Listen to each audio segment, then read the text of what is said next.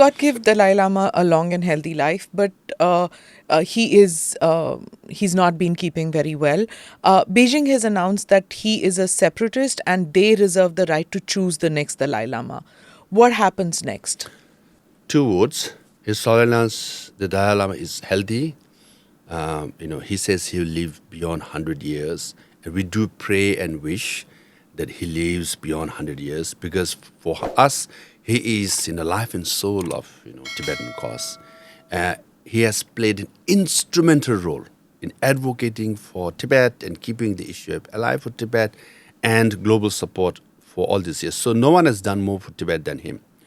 And as far as Chinese claim that they will select the next Dalai Lama, one word: nonsense. They have no right whatsoever. I mean, can you imagine the audacity? What they're saying is, Dalai Lama cannot choose his reincarnation. We will choose for him.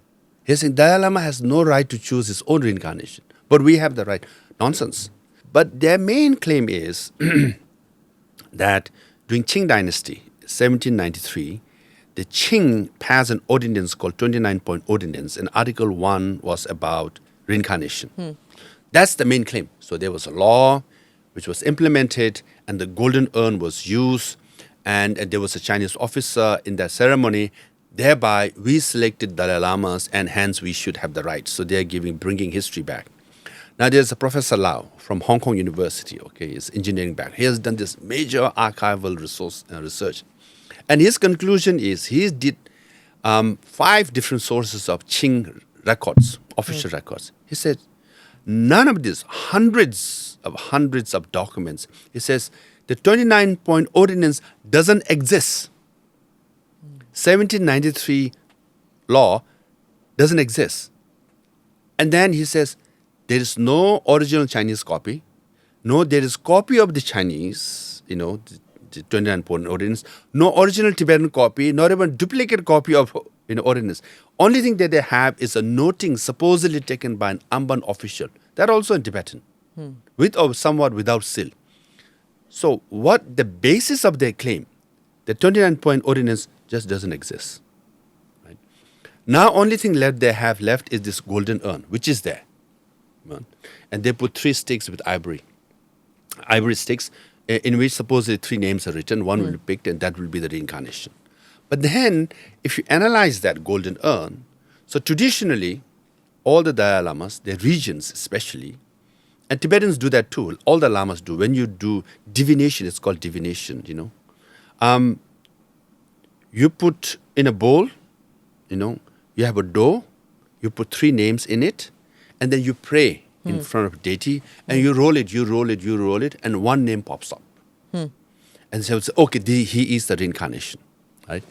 Or if you want to be more sure, he will put the name back, again pray, and then, roll the doughs, and then 1 pops out, and open it. Now, if 3 out of 3, the same name comes out, confirmed. 2 out of 3 comes up, confirmed, right? So that's how they do it. It's a traditional practice.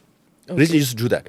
The only thing Chinese did was replace the bowl with the urn and replace the dough with 3 ivory sticks. So they've just changed the material. They're claiming we have the final authority because you use golden urn, right? Just by changing material, you have no right whatsoever. So will the current Dalai Lama choose his successor? How does it work?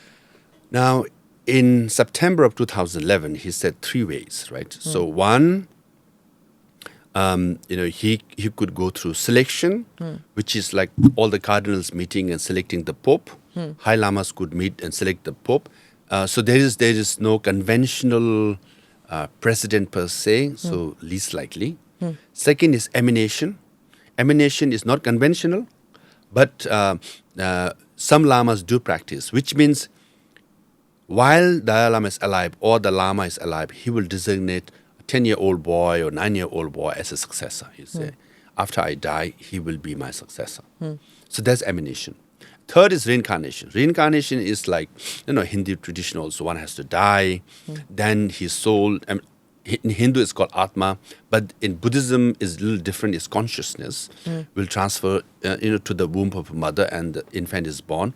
And then after 3 or 4 years, again, the regent has to Find the boy. boy. And then he will be ordained and then enthroned. So that's how you find it. So we have, hundreds of years of practice, a tradition of selecting reincarnation. Chinese have no business whatsoever. I mean, they are communists, they are atheists. They destroy monasteries, they destroy monks and nuns. They don't believe in religion and they have no right whatsoever to select, religious leader. Click here to watch the full episode.